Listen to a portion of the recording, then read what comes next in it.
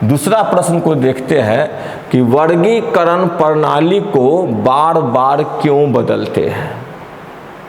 अब किसी भी चीज को बार बार क्यों बदलते हैं। अब आप जैसे देखे होंगे कि आपके पास आज जो साइकिल है, आज से 10 साल पहले के साइकिल लीजिए, उससे 20 साल पहले का साइकिल लीजिए, तो कुछ ना कुछ बदलाव होता रहता है। ठीक उसी प्रकार वर्गीकरण का भी हमेशा से बदलाव हुआ है। तो अब क्वेश्चन है कि वर्गीकरण प्रणाली को बार बार क्यों बदलते हैं, आखिर बदलने की क्या आवश्यकता है। आंसर हम लोग देखेंगे कि नए उपकरणों और प्रौद्योगिकी के विकास के साथ साथ वैज्ञानिक अध्ययन का भी लगातार विकास होते रहना आवश्यक है। प्राचीन काल में वैज्ञानिक जीवों का वर्गीकरण उनके, ध्यान रखेंगे, पूर्व के समय में प्राचीन काल में जीवों का वर्गीकरण उनके आवास तथा गुणों के आधार पर करते थे। सबसे पहले जीवों का वर्गीकरण जो होता था उनके आवास और गुण के आधार पर करते थे। अब देखते हैं हम, उसके बाद बाह्य आकारिकी एक्सटर्नल मोर्फोलॉजी वर्गीकरण का मुख्य आधार बन गई। उसके बाद सूक्ष्मदर्शी एवं अन्य उपकरणों की खोज के पश्चात आंतरिक संरचना एनाटोमी और भ्रूण की एम्ब्रायोलॉजी का उपयोग वर्गीकरण हेतु होने लगा।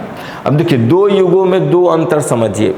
सबसे पहले जब माइक्रोस्कोप का पता नहीं था, इतना विज्ञान विकसित नहीं थी, तो उस समय जीवों का वर्गीकरण किए थे। सबसे पहले तो जीव रहते कहाँ थे, जैसे जंगल में रहने वाले जीवों को हम नाम दे दिए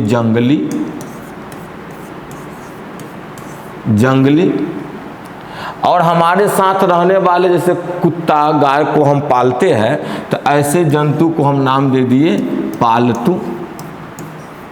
तो ये भी एक वर्गीकरण का सिद्धांत है। किसके आधार पे, उसके निवास स्थान के आधार पे, यानी उनके आवास के स्थान पे बांट दिए, और उनके गुण के आधार पे भी बांटे। सबसे पहले बाहर से गुण दिखाई दे रहा था, उस गुण के आधार पे जीवों को बांट दिए। जैसे आपने पढ़ा होगा, सबसे पहले अरस्तु ने पूरी दुनिया के जीवों को बांटा पादप में और जंतुओं में। तो एक ऐसे जीव जो अपना भोजन खुद से नहीं बना रहे थे और एक जगह से दूसरे जगह आसानी से आ जा रहे थे, अरस्तु ने उनको डाल दिया था किसमें, जंतु में। और एक ऐसे जीव जो अपना भोजन स्वयं बनाते थे लेकिन स्थिर रहते थे, उनको डाल दिया था पादप में। तो यह क्या था, गुण के आधार पे। जंगली और पालतू बनाए किसके आधार पे, आवास के आधार पे। जैसे ही माइक्रोस्कोप की खोज आ गई, ठीक इसके बाद आवास और गुण के बाद उसके शरीर के बाह्य आकार की, समझिए, एक्सटर्नल मोर्फोलॉजी का वर्गीकरण का मुख्य आधार लिया गया। सेकंड में सबसे पहला पॉइंट हम लेंगे आवास तथा गुण को। दूसरा पॉइंट क्या लेंगे, बाह्य आकृति को।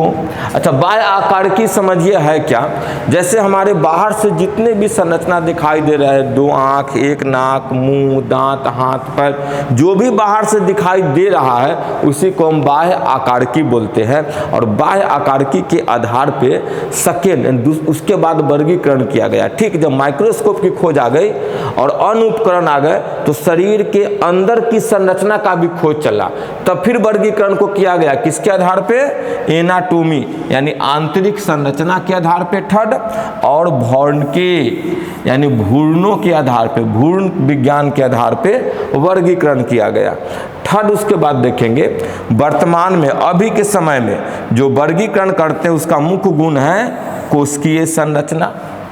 जीव एक कोशिकीय है या बहुकोशिकीय, उनके अंदर गुणसूत्र जैव रासायनिक विश्लेषण के आधार पे, जीन संरचना के आधार पे तथा डीएनए में समानता का भी उपयोग जीवों के बीच संबंध स्थापित करने में तथा वर्गीकरण में किया जा रहा है अभी के समय में। इसलिए वर्गीकरण प्रणाली को समय के साथ साथ परिवर्तित एवं विकसित की जा रही है। जैसे जैसे टेक्नोलॉजी हमारा विकसित हो रहा है, जैसे जैसे समय बदल रहा है, वैसे वैसे वर्गीकरण प्रणाली को भी बदलने की आवश्यकता है। तो अब यहाँ पे मैं स्क्रीन से हट जा रहा हूँ, आप लोग समझ गए होंगे। और इस क्वेश्चन को, इस जगह पे वीडियो को आप पॉज कीजिए और इसको लिख लीजिए।